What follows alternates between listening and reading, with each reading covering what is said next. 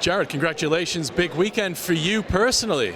Yeah, it's going to be fun. I was honored to be inducted into the NFL London Ring of Honor. So it's nice to know the body of work you put out on the field stands the test of time. So I'm excited for it.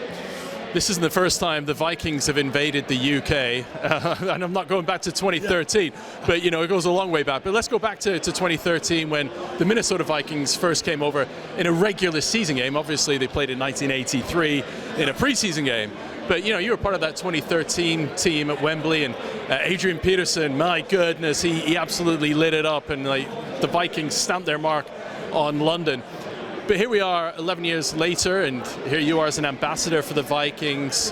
What do you make of the overall football intellect of the UK crowd? Because it's certainly grown in the 11 years since you were first here. Absolutely. I was pleasantly surprised of their knowledge when we came 11 years ago. And like I was saying, you see the impact it's had. You see that the city's welcoming. I think the biggest thing is you're seeing a lot of American fans come over and want to experience what this NFL UK kind of system is about, right? And really get to understand the different type of fandom there is. When we played at Wembley, I was shocked to see how many different jerseys from every team in the NFL were represented, but the crowd knew when to cheer, who they wanted to cheer for. It was balanced. It was great, and such a big stadium as Wembley, they really shrunk it up, and it was loud, it was energetic. So you can see it around the city. You can see it with the expansion of the amateur leagues. You can see it with the expansion of the youth programs.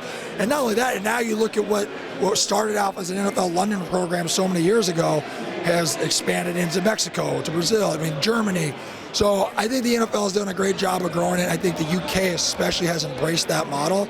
I don't know if it'll ever be a staple as far as not taking over UK football by any chance, but I think it's a great avenue to introduce another sport outside of the realm of what we have here. It's very similar when we put the MLS in the United States, right? Really trying to grow another identity, really expand the identity of sports in general. Because I think sports at any level, whatever the sport is, you never know when it's going to help somebody, how it's going to help somebody in life. And so I'm a big fan, proponent of expanding sports in general. I know Minnesota well. I grew up in Winnipeg, so just a little bit further north. Played in hockey tournaments down in Minnesota. So I understand the population density of Minnesota and the whole state. You think about this huge state; it's about 5 million people, and then you come to London. Of course, it's 3 times. It's incredible. Like the whole Greater London area. So there's this huge marketing potential, which is why the Vikings have tapped on. So there's this untapped potential out there. It really is, and teams that take an invested interest in it, right? You're creating a fan base outside, like you said, outside your normal market, and your fan base outside the market of the U.S., right? So why wouldn't you from a revenue standpoint, right? There's nonstops from Minneapolis to London. The trip really isn't that bad, and I think like you said, you're allowing your brand to become international. You're not allowing your brand's not stymied in a growth or in a country where you're maxed out. And let's be honest, football is the #1 sport in the U.S., and it's probably maxed out. Everybody watches football.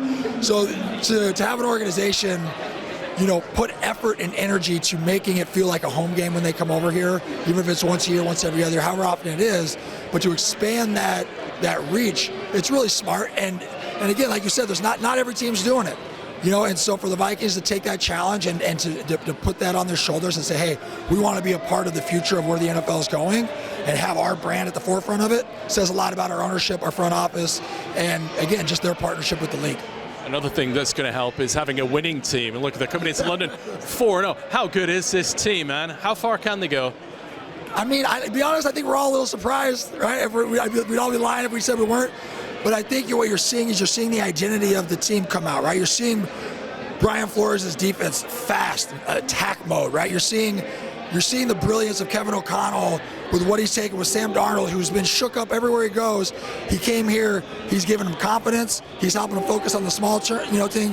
They've built programs around players. It doesn't all lay on one person's shoulders. So what do you think? I think you're seeing the identity of our coaching staff and the identity of our players, the ability for them to get players and their humbleness to switch their programs around to make sure they got the right pieces that fit, go out, get the right pieces, and not force guys into certain roles. I think the potential is endless as long as you can stay healthy. But what I think you're seeing the culture of the front office and what the Vikings want to be from a standpoint is we want to be, when you say player friendly, right? We want players to come in and have confidence in what we're doing because we want to give them confidence to do their job at the highest level. So, I mean, the potential's endless, right? You just got to keep it going. The NFL's it's a dicey league. I mean, you get injuries, they can turn on a dime. So I think as long as they can keep their focus on the short term, take it week by week, quarter by quarter of the season, you end up in the playoffs, then who knows what happens. Jared Allen, you're a busy guy, so I got one more question for you. What's this Olympic dream I've read about? Oh, yeah, I took a bet to try to make the Olympics as curling. A little setback. My team kind of had guys retire. I don't really have a team at the moment. We kind of split. USA Curling's a little funky right now. So, but yeah, we'll see. There'll be a play-in tournament next year for the trials, and get in the trials, you never know what's going to happen.